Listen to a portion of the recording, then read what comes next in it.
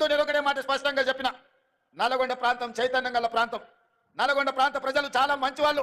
మంచిగా ఉన్నంతసేపు, వాళ్ళ మంచి కోరుకున్నంతసేపు మనకు అండగా నిలబడతారు.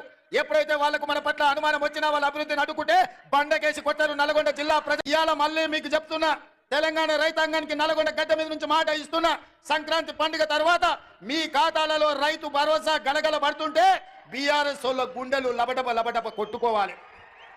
అదే విధంగా నిజాంనే దిగంతాలకు తరిమినోళ్ళు, ఉమ్మడి రాష్ట్ర సమైక్య పాలన నుంచి విముక్తి కలిగించిన నల్గొండ బిడ్డలు.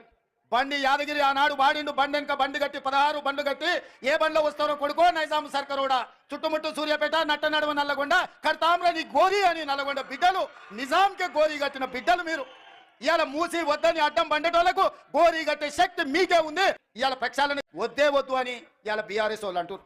నేను చంద్రశేఖరరావు గారిని అడగదలుచుకున్నా, మీ పిల్లలంటే గాలి పోరలు గాలికి తిరుగుతారు, గాలి మాటలు మాట్లాడతారు. అనుభవం గల మీరు చెప్పండి, మూసి కట్టాలనా వద్దా?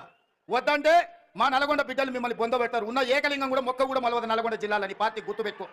అది ఎల్బీ నగర్ కావచ్చు, మహేశ్వరం కావచ్చు, ఉప్పల్ కావచ్చు, నీకున్న సీట్లలో డిపాజిట్ వస్తే మా నల్గొండ బిడ్డల మీద ఓటే.